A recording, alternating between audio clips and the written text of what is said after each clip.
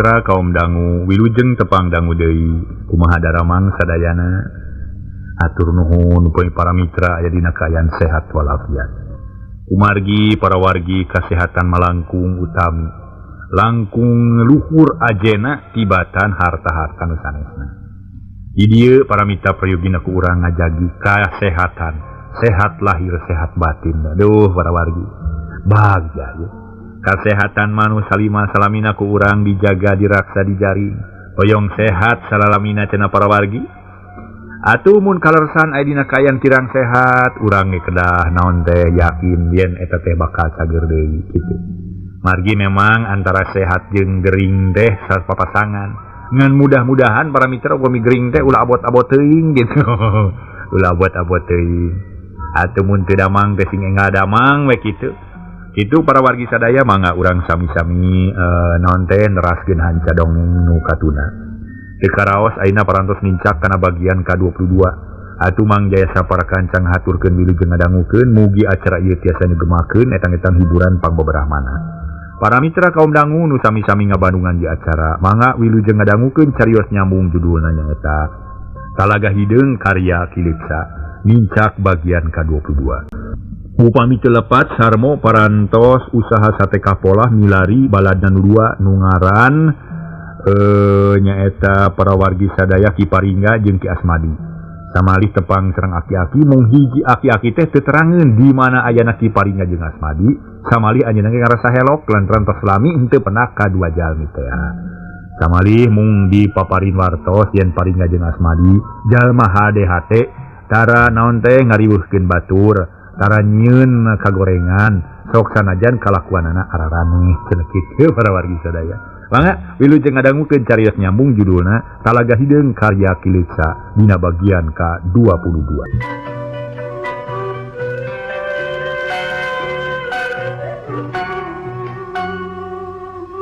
Para mitra kaum dangu, barang sarmo geus nyiles dina pengkolan. Kurungung aya 2 jalma nu ngadeuketan ka eta aki-aki dedegan jangkung badag jeung sembada pakaian sing sarwa hideung dina cangkeng nyoleh greng bedog horeng Mang Karji jeung Mang Uhi nu geus sababaraha poe hider ka unggal tempat dina raraga ngajalankeun tugas tidunungan pikeun maluruh musuh. Uyi dua aki-aki euy tanya ku maneh susugana nyahoeun kudu ngaran sarmo deuleu ulah bosen tatanya sia lantaran urang teu nyaho kalemurna teu nyaho tempat cicingna unggal jalma nu tepung kudu ditanya ku urang cek Mang Karji bari ngagedig leumpang. Heuh bener urang tanyakeun we keun kuring nu ngomong barang serog kahareupeun aki-aki teh. Mang Uhyi langsung tumanya ngeunaan sarmo si aki ujug-ujug ngajenghok lantaran reuwas nempo 2 jawara bangun gagah ngabedegah hareupeunana beda jeung adu hareupan jeung sarmo kana hate sing seredet ayeuna mah Gupi ujang teh saha teh sareng bade naon ka jang sarmo deui mun ditanya ulah bakal malik nanya lamun can ngajawab teh goreng patut deuleu teu sopan ka sema sok jawab heula. Ari aki wabuh jeung ngaran sarmo Mang Uhyi kasar ngomongna puguh aki-aki teh beuki curiga teu pati resepeun ka Mang Uhyi jeung Mang Karji. Ih nama teh kitu naon ge sababna atuh. Heueuh mun ditanya ulah malik nanya yang ulang ngajawab ku pertanyaan tete goreng patut deuleu. Nah, pake goreng patut. Aki-aki kalah kapok deui akibatna Mang Uhyi budal amarahna. Asa diheureuyan ku aki-aki. Bukan gajul aki-aki kolot ku manehnya. Dasar kolotok sia. Nyanyaho di kasopanan deuleu. Bising teh nyaho. Ya bising dikieu ku aing sia. Seak nerajang kesitna keur peureub buleudrek ngahantem careham. Tapi mata kaget si aki teu katempo ngagerakeun leungeun atawa sirah. Nyaho-nyaho Mang Uhyi geus nolonyong we kabawa ku tanaga sorangan. Cedak kana tangkal sawo keuna pisan irungna menujan tobor. Aduh, kaki kurang ajar. Nanyina ka dewek sia kurang ajar. Korejat hudang Mang Uhyi teh para mitra. Harita teh langsung ngayunkeun suku rek ngajejak dada si aki. Tapi mata kaget deui wae nyaho-nyaho Mang Uhyi geus ngagaleong ka gigir. Rubuh bujurna ti teuleut kana taneuh tapi nepi ka nyengir bari nyabak cungcurungan. Kunaon si Uhyi kawas lain jago we euy. Mang Karji heraneun. sabab maneh nage nyaksian yen si Aki mah asa tekung si gerak naon-naon ukur moloho. Aduh, kurang ajar ki Aki, ngajak ngesang ka kuring. Boga ilmunan haon si Aki badul. Mun wani sok urang galungan saja aing. Urang nyekel sabuk milang tadu deuleu. Mang Uhyi ngareng kenek masang kuda-kuda. Panonu bolotot murelang kasi Aki bangun anu gemes nakor. Ih ngamuk ka Aki. Laki mah teu boga dosa walina oge. Tah anu mihoyaan nyonyok jeung saha anu mihoyaan susumar. Apaan ujang sorangan? Atuh ulah nyayahkeun ka Batur mun cilaka teh sababna naon ge gumantung kana kalakuan sorangan. Apaan aya paribasa? Ratu tara ngahukum, pangeran tara nyiksa. Agi nglaku lampas sorangan nu baris mamala kana diri pribadi. Nah atuh ari ujang bet nyalakeun Aki. Ganeng sia rasakeun ye. Seak pereup Mang Uhyi ngahiuk kana bibir Aki-Aki teh. Tapi si Aki teu obah kalah kacalangap. Atuh gep digelang Mang Uhyi dijegel ngonci teu bisa lesot deui. Hai, sugan ke jul si Aki-Aki. Kawas anjing we sia lesotkeun deuleu. Bising dibobakeun sia bibir ku aing. Dibebekeun para mitra sanes dibobakeun. Apunten. Bibir dibebekeun, diberewekeun, dibebekeun gitu para mitra. Dibebek mah di rius gitu, mah dibebek gitu, disoekeun dibebekeun. Tuh nya bahasa Sunda mun benten sakedik gitu, benten harti. Mang Uhyi ambak beungeutna dianggap geuneuk lir beusi atah beuleum. Pokona mah wiwirang di kolong catang bet eleh ku Aki-Aki nu dianggap sahanapeun, da boga rasa yen dirina gagah. Wendong loba bamola si Uhyi, wani mah podaran deui Aki-Aki teh, peuncit sakalian. Lumayan kulitna euy, keur dompet. Mun geus modar teh kudu ditanya, urang balik. Mang Karji jengkel, nempok itu. Sabab asa eueuh hartina ukur miceunan tanaga jeung waktu. Tapi pageuh anjing kudu kumaha? Alah, Mang Uhyi mimiti ngarasa saber. Leungeun pageuh digegel ku Aki-Aki meuni asa nanceb huntu nu karidua teh para mitra. Mancingkeun bere rujuk ke mun jurus rujak polo kadinya. Mang Uhyi asa diingetan buru-buru masang kuda-kuda. Awak didoyongkeun ka hareup tanaga sina museur dina leungeun kenca jeung suku kenca. Nu aya di tukang sedengkeun leungeun katuhu nu dijegel ku Aki-Aki dileleuskeun sangkan teu tambah pageuh. Sanggeus kawilang tarapih, siu cekoh peureub kenca neungeul pisan kana dada Aki-Aki. Tapi eueuh hasilna. Si Aki-Aki tetep nagen lir patok wajah nu kacida kuatna. Malah leungeun Mang Uhyi nu dijegel kalah gabeuki pageuh. Kurang ajar, ngajak ngesang si Aki. Mang Uhyi penasaran, tanaga digunakeun sagemlengna. Siu, cabron, nonyok deui kana hulu angen. Tapi para mitra teu kerel-kerel eta si Aki. Tetep we. Malah mah kalah kabeuki ngonci ngegelna leungeun Mang Uhyi karasa nyeri. Tungtungna Mang Uhyi bukbak ngagunakeun jurus-jurus nu mateni. Meakeun ka panasaran. Kalah kalungse sorangan tanaga beak lir anu dipupul bayu. Tungtung na ngarumpuyuk mani kesang nempok itu Mang Karji karunyang sarog maju poho kana kaera. Dasanya namah taya harga mun kudu ngalawanan hiji Aki-Aki. Tapi kulantaran watir kababaturan kapaksa manehna maju ngagunakeun sakabeh ilmu kadugalanana. Cebet nampilingan Aki-Aki teh. Tapi aneh para mitra. Sanggeus aya 7 kali nonyok dorok-dok sada tangkal kai peungas. Bruk tangkal jua runtuh. Hancur tapak panonyok Mang Karji. Sedengkeun Aki-Aki teh geus nyiles teuing ka mana teu kanyahoan leosna. Mang Karji meuni olohok peureupna karasa linu urut nonyokan tangka juar nepi ka peungas. Ka mana Aki-Aki burung teh Ji? Geuning kalah nonyokan tangka juar. Alah, teu salah Ji. Mang Uhyi ocolohok bengong teu ngarti kana kajadian. Kunyang hudang lalaunan bari ngurutan leungeun. Anu katuhu nu nyeri jeung linu asa remuk satulang-tulang. Waduh, cilaka Uhyi urang katibu euy. Ngadon tarung jeung tangka juar. Buktina kieu ye kumaha Aki POT nya? Mang Karji luak liuk neangan si Aki tapi teu kapanggih meuni jempling. Hae, nasaan nu ngegel ka kuring? Eta kitu tangkal kainu nyagak. Kagencet sagak meureun nya, kurang ngajar sia. Bisa jadi Ji, kitu bener euy. Dua urang ini euy. Ulah lila-lila di dia bisa tepung jeung Aki-Aki tadi. Kela omongan dulu nang gunungan teh bener. Ayeuna geus mimiti taremong jalma gagah. Boro-boro si bating kolot najan ngora ge lo baru gagah sakti. Kudu hati-hati jeung waspada bising cilaka. Mangkarji sadar yen ilmu manehna geus teu bisa dipake adigung, teu bisa dipake gunung panangeuhan, teu bisa dipake sombong. Ari sabab para mitra geus bukti saluhureun ilmu manehna loba kena ilmu lian anu leuwih mateni, anu leuwih hebat, anu luar biasa saktina. Loba anu lian ilmuna leuwih luhur batan manehna. Hal ieu teh karasaeun ku Mang Uhyi ge sabab ieu karasa pisan.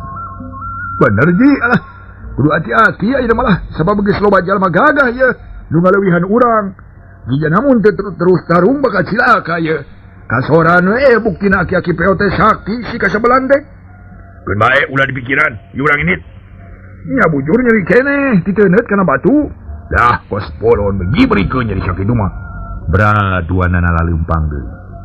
Nuwikeun lalampahan dina raraganeangan Sarmo nu dianggap musuh gerot lantaran geus sababaraha kali ngagagalkeun niat manehna. Akhirna kaluar ti lemur Cilamping, Mangkarji jeung Mang Uhyi pating darigle dina jalan satapa. Muru ka lemur sejeun. Sapanjang jalan teh gawena ngobrol, sagala dicaritakeun utamana mah kajadian nu anyar karandapan. Jigana geus kitu kuduna, harita Sarmo nepi ka hiji lemur anu katelah Cimacan. Teu jauh jeung Cilamping Sarmo nyimpang ka hiji warung nu aya di sisi jalan. Sanggeus merenah diukna sarta geus reureuh tina kacape, manehna menta cai kopi ka tukang warung bari nyarita kieu. Ari di lemur ieu anu ngaran Paringa atawa Asmadi? Pok Gandaria nanya Daria naker bakat ku hayang tepung jeung nuduaan. Teu aya ujang aya oge jang Asmali tukang jengkol. Tuh nu bumina ti dieu teu tebih tuh. Bilih pada kali itu mamangga da araya. Anjeun mah seueur jengkolna. Tukang warung nanya ka hiji imah nu teu jauh ti warung. Ih, lain dekat tukang jengkol kuring mah hayang tepung jeung Paringa katut Asmadi jawara ngora ti Cilamping. Teu aya ari jawara mah ujang dari dia mah teu aya jago. Teh kedupi ujang teh di mana teh atunya? Naon margina naroskeun anjeunna? Sarmo can kaburu nemalan. Lantaran kaburu aya nu asup dua lalaki jarangkung badag. Barang red ka Sarmo duanana langsung ngolotot bari nulak cangkeng. Si horeng si mana horeng Mangkarji jeung Mang Uhyi nu sarua rek jajan di warung. Lakadalah. Ieu cucungu kejul deui, tewak euy. Urang podaran sakalian urang jieun sate, cek Mangkarji. Jeung nyarita kitu we bakat ku gemes ka Sarmo. Puguh wae Sarmo mending ngajengho. Panyana teh manehna lain nulian. Si horeng teh musuh gerotna para mitra. Manusia gede dosa sia. Najan kabur ka sisi langit kita moal burung kapangi deuleu ku aing mah. Kan urang cangkala ku dewek tuman. Mang Uhyi ngadeuketan ka Sarmo. Dek liuk di jireunana. Sarmo teh cicing manehna gancang nangtung juralit kadabut Mang Uhyi ngagulir ti hampir tarangna kana tatapakan. Lantaran diukna tutug bangku ngagilaeut da Sarmona kalakan hantu. Neok naon sobat? Aya tumila naon? Sarmo nginaseuri asa puas nempok itu. Tapi hatena deg-degan jajantung ratu globah ka paur. Heh, kudu ngajar sia. Ngajak ngesang ka aing. Nah hina sia deuleu. Sarua aja minta digorok ti koro deuleu. Aing bener-bener sia ngadeuketan ka sia. Hayang ngobrol sia ngajulaeun nangtung. Atuh aing mah tiga dabut jurig sia. Mang Uhyi wirang beungeut meuni burahay beureum pinuh ku amarah. Nah make nyalakeun ka dewek. Sila aing gagabah teh. Nah diuk teu bebeja heula atuh. Jang dicre we kawas nu manehna we. Sarmo, montong ngajago deuleu. Sabab ayeuna mah sia teh moal bisa lolos tina leungeun aing. Pinasti paragat nyawa di dieu. Gera samat inung bapa, gera tungkul ka bumi, tanggah ka langit. Ya, umur sia ngadapi poe ieu moal bisa nempo deui poe isukan sia. Waduh. Nah, meni rarangu teuing ngabaco ti sia Uhyi. Nah, sia teh nu ngatur hirup jeung paeh. Kos malaikat we sia kos nu boga nyawa we sia teh. Sarmo kekerot keheuleun. Teu panuju kan omongan musuhna. Nah, sia teh percaya, rasakeun nya. Serepet Mang Uhyi ngalugas bedog, meni ngagurilap matak paur. Naon ye? Nyahon teh? Da budak ge nyaon kitu mah bedog, temal Sarmo ayem. Keur naon gunana? Imah dewek mah loba nu kitu mah paranti nyolek tarasi. Paranti nyodokan ti hayam. Mun teu kana tiwu, moal teu kana tiwu-tiwu acan bedog kitu batun leuleus atuh. Kurang ajar ngahina ka aing sia. Itu paranti nyabut nyawa ada lebih sing teu nyaho. Malah nyawa sia ku ieu bakal paragat. Rasakeun sia setan. Seak Mang Uhi nyabetkeun pedog. Nu di arah beheung Sarmo tapi Sarmo teu gugu. Itik si kalayar dicekel ku leungeun katuhu ari leungeun nu kenca nyamar ki kopi. Pelawar dipake maledog Mang Uhi. Blok bahe kana beungeutna. Atulah mokot hideung jaba panas kana beungeut para mitra. Waduh. Bangsat sia karji tulungan aing. Minta cai ieu mata kapireupeun ku ci kopi. Mang Uhi gagejret bakat ku ambek. Panon perih jeung carpel kabalur ku cai kopi. Setan alas. Gelo aku masih Sarmo. Mang Karji keheuleun serepet ngalugas bedog. Nu maksudna marek narajang ka Sarmo. Tapi tukang warung gegerewekan reuwa sok sieun warungna ancur dipake tarung. Mang Karji kapaksa ngaraneg bari ngareret satapokna teh. Tong sieun di. Kerugian dibayar penuh ku kuring. Cicing ge moal naon-naon. Anggur minta cai bersih saya mer, si beungetan si Uhi. Tukang warung teu nemal manehna kaluar ti warung bari jejerewetan minta tulung. Beul jalma-jalma daratang tadi nyarek nulungan tukang warung. Sedengkeun Mang Karji jeung Sarmo geus ngamimitian tarung. Duanana cilung-cileng kaluar tuluy silih sabat silih sodok, silih babuk silih tajong pedog ngalawan itu. Sorat rong terang mata kelinu, Sarmo masih kena sanggup ari ngalawanan Mang Karji mah. Tapi basa Mang Uhi maju manehna jadi kadesak. Coba sia maju bebarengan lah. Urang podaran sakalian ku aing sia. Meh teu kagok waktu maju duanana leuwih hade lah. Bodar bebarengan sia ku aing ieu. Cek Sarmo bari mundur. Ituna ukur dina sungut wungkul dah hatena mah seber. Kurang ajar sia. Tulus modar rasakeun Sarmo. Seak Mang Uhi narajang. Bedog ngolepat kana beheung tapi Sarmo rikat nakis ku iteukna. Bedog bantok. Dampaleungeun Mang Uhi sing sireumeun. Gerakan anak para mitra ngaraneg sakedeung. Ieu kasempetan teu dilalaborakeun ku Sarmo. Seak narajang ku iteukna. Di arah tarang musuh tapi lep Mang Uhi ngelok. Bareng jeung kitu bedogna ngolepat ngancam suku Sarmo atuh puguh mending ngajenghok.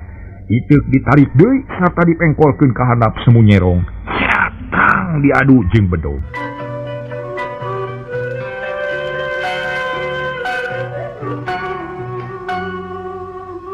Harita Uhi tuluy nyarita deui. Setan alas sia. Kunaon sia linghari si deungas daeng ha? Hayang dipodaran ku aing. Rasakeun ieu. Mang Uhi beuki amek lantaran tujuanna teu hasil bae. Wah, tong loba cocok dura lampahkeun ari becus madeuleu ah. Nah, make teu becus. Ya Sarmo rasakeun ieu. Siu bedog Mang Uhi ngancam dada Sarmo. Kokolebatan lir kilat tapi Sarmo teu gugu. Manehna rikat muterkeun itik dipake ngabendung serangan lawan. Siuk kang bedog sababaraha kali. Akibatna bedog Mang Uhi ngacleng jauh naker, eleh tanaga ku Sarmo. Cileng Mang Uhi mundur. Manehna ngarasa seber nempo itik Sarmo rek ningang kana tarang. Los nyabet angin. Sarmo terus ngadesek angin tenggelan nepi ka ngahnyuk bang bakat ku tari. Hi, bantu ai. Pokna poho kana ka era. Mang Uhi minta bantuan ke Mang Karji. Tapi sama Mang Karji maju Sarmo geus hasil ngasupkeun serangan keuna pisan kana tak-tak Mang Uhi. Ciuk bang. Aduh, ampun, aduh. Koloyong Mang Uhi sosoloyongan jiga salatot. Rek rubuh katahan keneh seak ditimpa deui corelat jeung Mang Karji narajang. Keduh itek ditakis ku pigulang leungeun. Sarmo ngarengkog asa aya tanaga aneh nu maksa sangkan dirina mundur. Napas Sarmo ngahega. Cilaka. Si Karji leuwih luhur pangabisana deuleu. Tapi aing moal mundur ayeuna waktuna ngadu jajaten jeung manehna ieu. Gerentes hate Sarmo bari taki-taki pikeun ngayonan Mang Karji. Hah, Sarmo? Sameme sia kojor? Aing rek nanya heula. Naon tujuan sia pangna kumawani ngahalangan kana maksud aing?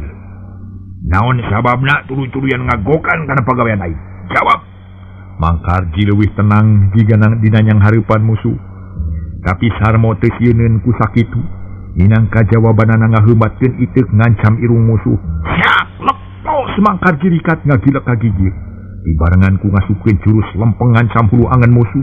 Tapi Sarmo oge waspada. Gila dadana ngagiwar. Los perut musuh kagigir. Siuk tek ditigas ku itek. Leungeun musuh ngiles nyaho-nyaho geus ngacebet kana tarang. Lengak Sarmo ngadang heula. tulang beheung meni asa potong. Aduh, sia doa sia. Ya tambahan dia ngaran teu kagok ya. Mantong sia ka akhirat. Mantong kumelenang di alam dunya deuleu. Siu, sia berawon. Pereup Mang Karji kana puhuleungeun katuhu. Atuh karasana meni asa komper. Leungin Sarmo sing sireumeun gancang iteuk dicekel di kuleungeun kenca. Seak pepeuteun yang ditajong ku Mang Karji, truk iteuk si kalayar murag. Mang Karji jeung Mang Uhyi meni paheula-heula rek nyokot iteuk. Tapi kolepat lah iteuk teh leungit. Cedak Mang Karji jeung Mang Uhyi diadu tarang. Duanana ngajungkel bari muringis. Kirah karasa lieur asa ngubeng. Nempok itu Sarmo teu micin kasempetan kep dua leungeun nyekel punuk. Anu duaan teu antapara deui. Cedak diadukeun tarangna. Ade meni ngagoak Mang Karji jeung Mang Uhyi. Kuhinjal harudang bari babadung Sarmo gentak luncat ka tukang bari taki-taki pikeun nada serangan lawan. Nah, ngahina sia ka aing. Rasakeun wabalesna deuleu. Srep Mang Karji nyabut peso balati. Katempo sesekitna ngakurilap katojo ku cahaya panon poe. Ah, teu sieun aing mah sok sia geragunakeun. Sarmo nangtang, padahal hatena seber. Tanaga geus lusuh sumanget geus kenor, sedengkeun musuhna beuki buringhas. Sombong sia, rasakeun Sarmo. Siu belesat peso balati ngancam dada Sarmo. Tapi teu disangka sacongo buuk. Ngadadak aya barang hideung nu ngolepat bapag peso. Peso diadu jeung barang teuas. Truk si peso teh murag hareupeun Sarmo bareng jeung batu sagede muncang. Kebeg Mang Uhyi jeung Mang Karji ngarenyag bakat kureuwa. Sabab geus moal salah deui aya jalma seje nu milu gempur, milu campur kana urusan eta. Duanana silih reret bingung kumaha nyang hareupanana. Dina kaayaan kitu Sarmo sadar manehna kudu ngagunakeun eta kesempatan kalayan hade. Nah, lumayan teh peso. Langgeng sia ku aing mah. Kerentas bari nyokot peso nu ngagoler, bener dibaledokeun kanu bogana. Atuh mending ngalenyap Mang Karji lap ngelok tapi telat. Cerap peso teh nancep dina puhuleungeun nu katuhu. Waduh, cilaka ieu. Alah Mang Kading peso aya peurahan euy. Satengah teh sadar Mang Karji ngagua rusia eta peso. Sarmo mending ngajenghok reuwas kareureuhnakeun. Sabab mun keuna ka manehna geus tangtu bakal cilaka. Untung bisa dipulangkeun kanu bogana. Alah, balai Karji kabur. Cek Mang Uhyi atuh beretak duanana lalumpatan teu malire kana Sarmo nu keur colohok bengong. Dina waktu anu singket para mitra sadaya, Mang Karji jeung Mang Uhyi geus teu kaciri lantaran lumpat netarik piga nu diudag setan. Tinggal Sarmo ngajanteng sorangan hareupeun warung, ret ka kenca ret ka katuhu, teteh geus ngaregreg urang dinya. Nu ti tadi nyaksia nu tarung malah mah tukang warung nu aya di dinya bari colohok loba ka paur. Alhamdulillah, aing salamet tina bahaya pati ya. Tapi aing kalegitan pakarang ya. Lah, usaha iteuk atunya. Naon sababna bisa ngaleungit teu pupuguh? Nah ini nyokot atawa kumaha nya? Jeung disaha nu maledog peso nepi karagrag di jalan ya. Pertanyaan Sarmo teu kajawab nu araya di dinya ukur colohok. Bila serog salah saurang maju. Ngadeuketan ka Sarmo bangun nu asa-asa naker, ku Sarmo diteuteup langsung ditanya. Saha mamang teh? Aya naon nyampeurkeun ka kuring? Oh di lemur ieu mah kuring teh boga kepercayaan ti balarea pikeun polisi jadi polisi. Artina dipercaya pikeun nguruskeun aya patula patali jeung keamanan lemur.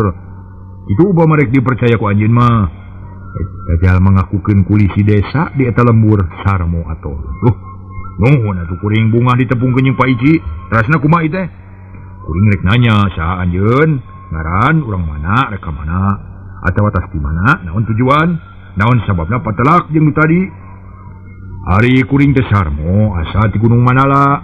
Tas ti Cilamping keur neangan sobat kuring nu ngaran Palinga jeung Asmadi. Ari pangna patelak jeung manusia-manusia burung tadi, eta teh sanyana memusuh gerawat kuring.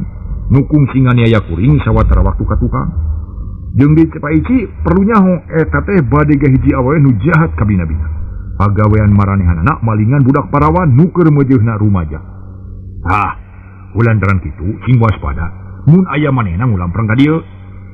Kulisi para mitra colohok bengong, bangun teu percaya kana omongan Sarmo. Malah jalma-jalma nu ngariung di dinya ngadeuketan hayang ngadengen nu leuwih jelas. Ngeunaan nu duaan teh. Ari sabab di lemur eta geus kungsi kaleungitan hiji mojang nu kasebut bentangna di lemur eta. Kuring nyarita teh sanyana ye, seeutik teu bohong ye. tapi kuring teu hayang dipercaya ku para bapak. Rek percaya rek henteu mangsa bodoh. Ngan lamun panasaran jung jorag ka Talaga Herang. Sabab didinya cicingna eta dua jalma. Sarmo namahan katerangan lantaran geus bisa neguh yen kulisi jeung baladna teu pati percaya. Nyampura kuring teh sadrek Sarmo. Adi dina hate mah memang percaya kana omongan anjeun teh. Tapi oge nganuhunkeun sabab aya laratan ngeunaan bangsat nu sok malingan mojang. Perkara bener jeung henteu nama teu jadi soal, pokona mah kuring sararea geus boga laratan ngeunaan eta bangsat. Sabab nu sanyana mah kuring jeung batur-batur geus lila neangan nu jahat teh. Nu geus kumawani malingan mojang-mojang urang dieu. Mun teu salah mah geus aya 3 nu leungit teh. Sarta teu kanyahoan nasibna teh nu tiluan oge apaan. Polisi dari anaker nyaritakeun musibah nu tumiba ka warga lembur. Lamun kitu cara nama tuh, teu kudu cangcaya deui boga kawan mah atuh susul we ka Talaga Herang, didinya bakal tepung jeung hiji awewe nu ngora keneh. Geulis lain kaulinan. Eta mah endah lain pupulasan. Geulis kawanti-wanti endah kabina-bina teh lain bohongan. Geulis bawana ngajadi. Boga bade gaduaan lalaki telenges nu beungeutna sarua jeung tadi. Ngan kade sing waspada. Di ditu aya 2 buta nu ngajaga talaga. Nu salilana ngahalangan kasing saha nu ngalanto kadinya. Tak kitu Pak Ici. Waduh, nuhun pisan dari keterangan kuno jelas atuh. Tapi reka mana anjeun ayeuna? Na moal bisa ngabantu urang dieu. Polisi ngaharepkeun sangkan Sarmo daek mantuan urang dieu. Kuring boga tujuan nu pasti, moal bisa mantuan Pak Ici. Lain teu hayang, tapi eueuh waktu nu laluasa. Sabab tugas kuring can rengse ite. Atuh saja batik kitu, kuring kudu neangan itek nu leungit. Sabab eta itek teh warisan ti punaki nu kudu dipiara kalayan hade. Da kulantaran kitu ayeuna mah papisah we heula, muga-muga kahareupna bisa patepung deui, cek Sarmo. Manehna hayang buru-buru ini rek nepungan itek, rek neangan itekna nu leungit bisi katanyaan ku Aki Salmawi. Hanyakal pisan atuh. Anjeun teu bisa babarengan jeung kuringnya. Hampura we nya, lain teh hayang ngabantu, keun lah ulah salempang. Sugan kahareup patepung deui. Lain urang siliduakeun we nya. Sarmo ngajak sasalaman. Akulisi tuluy kasakur nu aya di dinya. Satuluyna Sarmo nuluykeun lalampahanana. Bari jeung hatena ngarasahan deui lantaran pakarang nu jadi andalan leungit teu pupugu. Mata kese maluruhna sedengkeun kulisi jeung baturna. Harita teh carolohok ngelong ka Sarmo, diteuteuk nepi ka ngilasna dina pengkolan.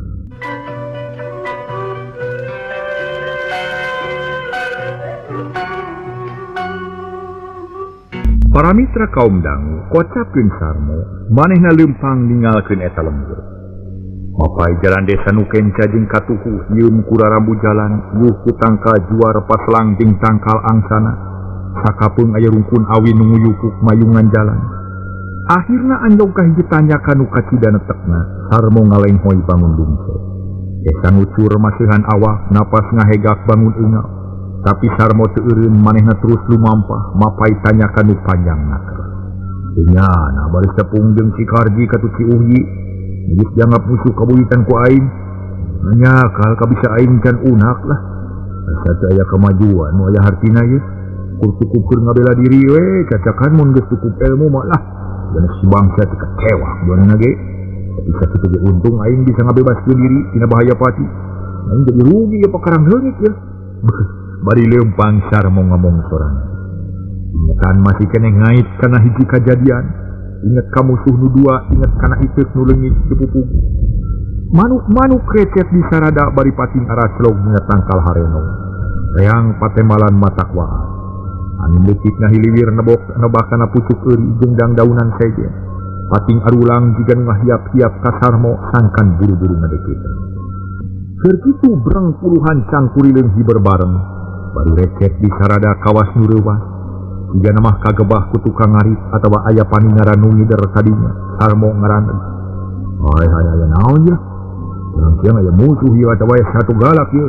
Yah, segala kieu mah nu galak bari oge paling dicareun nu kabudangan. Atawa meong congkok nu keur ngintip puyuh.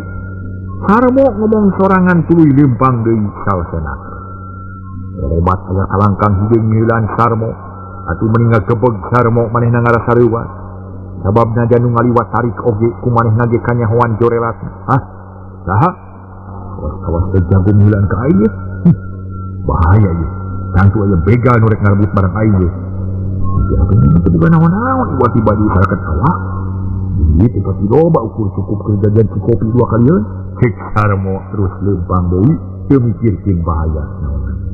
Akhirna beak tanyakan beras ka jalan satapak nu ieu kurung kun uyun jeung koneng itu. Paselang jeung eurih nu jarangkung Sarmo ati-atina keur lempang. Bisi aya nu megat di dusun. Tapi parat jalan eta teu manggih naon-naon ngan basa anyog ka sisi walungan. Sarmo kapaksa tilu ngaraneg bari jeung heuwat. Sebab hareupeun aing ngabedegan ulak cangkeng. Make papakean sing sarwa hideung, beungeut make tergos lingin katuhun nyekel iteuk si kalayan nu keur diteangan ku Sarmo. Atuh meuni kekerwot Sarmo ambek campur jeung heran. Istilah naon perlina ngalangan ka kuring? Jeung deui naon perluna make maling kita kuring ya? Ya ka dieu kan anu kuring teh iteuk si kalayar teh. Ilah gagah anu deui euy. Da kami mah teu rumah maling iteuk batur. Da kami ge boga iteuk atuh sataloba deui nu sejen. Ulah saku na bisin cilaka. Ayeuna mah kami rek nanya. Saha ngaran maneh nu sanyana sok jawab mun teu dibabuk ya ku ieu itu. Jawab si tergos manehna malik nanya dibarengan dengan sama. Itu kasar teman anjeun yang ngajawab teh. Nah dikira rek sieun kuring. Bisi hayang ngajajal ka kuring sok we atuh urang tarung lah ngadu ilmu. Urang perang mecak pangabisa da moal mundur kuring ge. Nyaho bae kayang dalung mah. Tapi maneh kudu ngajawab nu bener saha ngaran maneh. Jeung deui naon sababna maneh nyaho ka Talaga Herang. Sebutkeun sajujurna deui. Kuring Sarmo pangan nyaho urusan Talaga Herang, kuring kungsi disiksa ku urang dinya. Hampir-hampir paragat nyawa di tengah talaga. Mu mata kuring apa? Teges kungsi kadinya, tak itu? Jawab Sarmo, manehna teu loba mikir. Teu nyimutan pengalaman nisanya. Saha anu ngageugeut di Talaga Herang teh euy? Si tergos leuwih panasaran. Ngomongna jadi leuleuy. Si Puja? Awe geulis tapi hatena jahat alhamatan iblis. Syukur atuh. Syukur pisan mun kitu mah memang eta teh nu keur diteangan ku kami. Sabab kami tegas lia malulu si Puja.